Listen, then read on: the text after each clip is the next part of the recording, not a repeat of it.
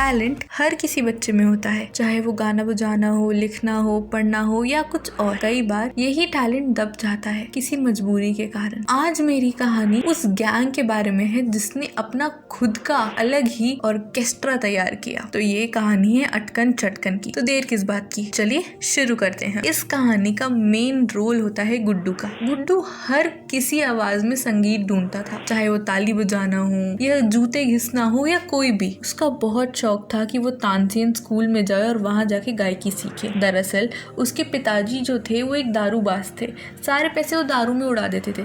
तो गुड्डू का घर का जो खर्चा था वो सिर्फ उसके पैसों से चलता था। वो तिवारी के यहाँ चाय बेचने की नौकरी करता था। एक दिन चाय देने वो एक ऑर्केस्ट्रा बैंड के पास जाता है और पूछता है कि आप मेरे को काम पे रख लोगे। तो वो पहले दिन मना कर देते हैं। दूसरे दिन वो फिर जाता है तो वो बोलते हैं चल ठीक है, तू कल से आजा, हम तेरे को काम पे रख लेंगे। वो अगले दिन वहाँ पहुँचता है, वो लोग नहीं आए होते। रात होते होते उनमें से हर कोई आने लग जाता है। वो टशन टशन में तिवारी की नौकरी छोड़ देता है, ये सोच के कि अब उनको उन बाजाओं को सबको हाथ लगाने का मौका मिलेगा। इसलिए वो वहाँ पहुँचता है। वहाँ पहुँचने पे वो ऑर्केस्ट्रा वाले उसको बाहर धकेल देते हैं कि हम तो मजाक कर रहे थे, तो हमारे किसी काम का नहीं है। फिर कई दिन तक गुड्डू एक नौकरी की तलाश में था, क्योंकि उसके पापा बार बार पूछते थे कि पैसे आए कि नहीं आए। वो अपने दोस्त माधव, जो कि एक रोड पे बैठ के किताबें बेचता था, उसके पास जाता है।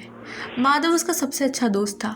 माधव ये बोलता है तू टेंशन मत ले गुड्डू, कुछ ना कुछ हो जाएगा। एक दिन उन ऑर्केस्ट्रा में से एक इंसान उसको रास्ते में मिलता है और ये बोलता है तू अगले दिन आ जाइयो, तेरे को मैं काम दिला दूंगा। वहाँ पे जब वो जा ही रहा होता है, रास्ते में 100 रुपए पड़े होते हैं। उसको लेके भाग के एक बस में बैठ जाता है। वहाँ वो दो अलग लोगों से मिलता है, एक होता है चुट्टन और दूसरी होती है मीठी। वो लोग भीख मांग रहे होते हैं और बहुत ही छोटे छोटे बच्चे होते हैं उसी की तरह। तो उनको 100 रुपए पकड़ा देता है। अगले दिन वो जाता है और उसकी नौकरी लगवा देता है एक कबाड़ी वाले के यहाँ पे। गुड्डू खुश रहता है क्योंकि वो वहाँ पे अलग अलग चीजों से बजा रहा होता है। एक दिन वो अपने मालिक से ये बोलता है कि मालिक थोड़ी किताबें और एक चीज है, क्या मैं ले जाऊं? वो बोलता है हाँ ले जा। वो किताबें वो माधव को ले जाके दे देता है। एक दिन छुट्टन और मीठी, जिसको गुड्डू ने 100 रुपए दिए थे, वो ये देखते हैं गुड्डू आखिर काम कहाँ करता है कि उसके पास इतना पैसा है। वो ये देखते हैं और वो जितनी भी बाजे वहाँ रखे हुए थे जिससे गुड्डू बजाता था, उन सबको चुरा लेता है। गुड्डू के मालिक को ये लगता है कि गुड्डू ने चुराया है और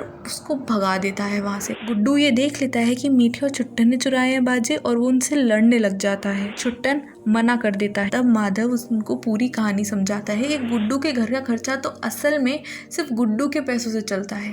तो छुट्टन अगले दिन वो सारी चीजें वापस कराता है, पर उसका मालिक उसको वापस नहीं रखता। इतने में ही माधव के पास एक आइडिया आता है, क्यों ना हम अपना खुद का बैंड बनाएं। गुड्डू सोचता है कि हो सकता है इससे हमारे पैसे भी कमाने लग जाएं। तो फिर उन लोगों का एक बैंड बनता है और उसका नाम रखते हैं अटकन चटकन, और अपनी खुद की प्यारी सी एक कविता भी बना लेते हैं। ये सब हो ही रहा होता है कि तानसेन स्कूल में अलग ही माहौल होता है। वो लोग पिछले 3 साल से लगातार हार रहे थे कंपटीशन, और इस बार उनको किसी ना किसी तरह जीतना ही था। वहाँ पे एक टीचर भी आती है मोहिनी, पर प्रिंसिपल सर मना कर देते हैं क्योंकि अभी वो रिस्क नहीं ले सकते किसी को रखने का। अटकन चटकन एक दिन फिरंगी बैंड वालों को देख के बजाने लग जाता है। सबकी नजर फिरंगी बैंड वालों से हट के अटकन चटकन के पास चली जाती है और वहाँ पे मौजूद होते तानसेन के प्रिंसिपल भी। तानसेन के प्रिंसिपल इन चारों के पास एक ऑफर रखते हैं कि सुनो, तुम चाहे तो हमारे कंपटीशन में पार्ट ले सकते हो हमारे स्टूडेंट्स की तरह, और इनाम में तुम्हें 21,000 मिलेंगे। गुड्डू का तो सपना ही था वहाँ पे जाना। तो वो लोग अगले दिन ही चारों पहुंच जाते हैं स्कूल पहुंचने के बाद जब वो बजाते हैं तब प्रिंसिपल ये बताता है कि देखो, एक तुम हो और एक वो है,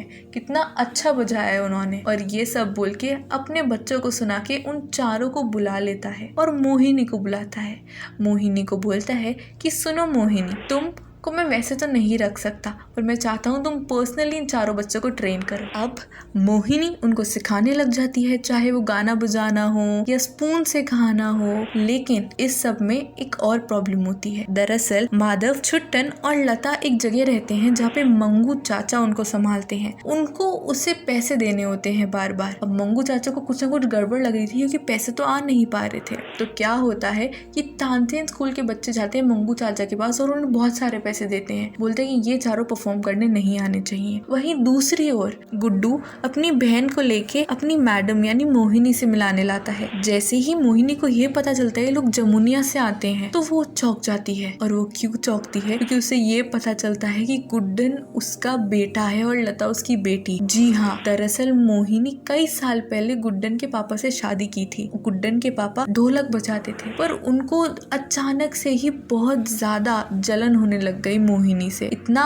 ऐसा हो गया कि वो लोग जब बजाते थे तो वो दारू के नशे में पड़े रहते थे। तो मोहिनी ने ठान ली कि वो गुड्डू और लता उसकी छोटी बेटी को लेके चले जाएंगे। पर कहीं ना कहीं गुड्डू के पापा को दिख गया और उन्होंने मोहिनी को तो बाहर निकाल दिया, पर उन दोनों बच्चों को अपने पास रख लिया। मोहिनी इसी आस में बैठी रही कि एक दिन वो अपने बच्चों से जरूर मिलेगी। और वो जैसे ही मिली उसने गुड्डू को देखा और बोला कि मैं तुम्हारी माँ हूँ। गुड्डू चौंक जाता है और भाग जाता है और वो लता को लेके भी चला जाता है। वो ये बोलता है कि हम अब उनसे नहीं सीखेंगे। माधव, छुट्टन और मीठी देख के हैरान हो जाते हैं। वहीं गुड्डन के पापा को तिवारी से पता चलता है कि वो तो कब का काम छोड़ चुका है। तो वो मोंगू चाचा के पास जाता है। मोंगू चाचा उसे मोहिनी के घर का एड्रेस देते हैं और मोहिनी से वो मिलके बोलता है, अब मेरे को समझ में आया कि मेरे बच्चे जा कहाँ रहे थे और उनके दिमाग में ये सब भर कौन रहा था। और वो मोहिनी को डांट के चला जाता है। वहाँ प्रिंसिपल आते हैं और मोहिनी उनको पूरी कहानी बताती है। प्रिंसिपल जाके ये सब बातें बताते हैं गुड्डू को और समझाते हैं कि तुम्हें तुम्हारी माँ को नहीं माफ करना वो तुम्हारी चॉइस है, पर उससे भी उतना ही दुख है तुमसे ना मिलने का जितना तुम्हें है। इतने में ही गुड्डन के पापा आते हैं और प्रिंसिपल को बाहर भगा लेते हैं। दूसरी ओर तानसेन वाले जो बच्चे हैं वो आके छुट्टन, मीठी को बहुत मारते हैं और मोंगू चाचा छुट्टन, मीठी और माधव को जहाँ वो रहते थे वहाँ बंद करके चले जाते हैं। अगले दिन ये होता है कि चारों में से कोई भी नहीं आ पाता। फिर मोहिनी किसी तरह ढूंढने जाती है तब वो छुट्टन, मीठी और माधव को तो बाहर निकाल के ले आती है। पर गुड्डू का क्या?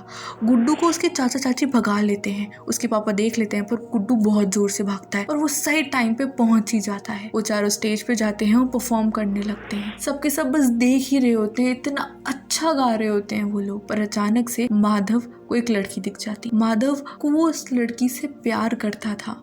उसको देखते ही वो चुप हो जाता है एकदम और भाग जाता है। गुड्डू को समझ नहीं आ रहा होता कि क्या करे, इसलिए वो ये करता है कि कुछ अच्छा और सुरीला गाने लग जाता है और फिर बजा भी रहा होता है। ये करते करते पूरी परफॉर्मेंस ख़त्म हो जाती है। सबको बहुत अच्छा लगता है, बट एक रूल तोड़ा होता है कि कोई भी प्रचलित बाजा तो बजाना ही था। अब उन्होंने तो अपने खुद के बाजे बनाए थे। तो गुड्डू को याद आता है कि उसके पापा ढोलक बजाते थे, तो वो बैठता है ज़मीन पर और ढोलक बजाने लग जाता है। और जो वो बजाता है, जैसे ही उसकी परफॉर्मेंस ख़त्म होती है सबके सब खड़े होकर तालियां बजाने लग जाते हैं। यहाँ तक कि गुड्डू के पापा जो वहाँ पहुँच गए थे वो भी देख के हैरान हो जाते हैं। लास्ट में बेस्ट अवार्ड परफॉर्मर का मिलता है गुड्डू को और जो बेस्ट परफॉर्मेंस होती है वो मिलती है तानसेन पब्लिक स्कूल यानी छुट्टन और मीठी को। गुड्डू तो दरअसल भाग रहा होता है और माधव को ढूंढ रहा होता है। माधव को मोंगू चाचा ये बोलते हैं, तू तो लंगड़ा ही था, तूने तो अब नाक भी कटवा दी गुड्डू की।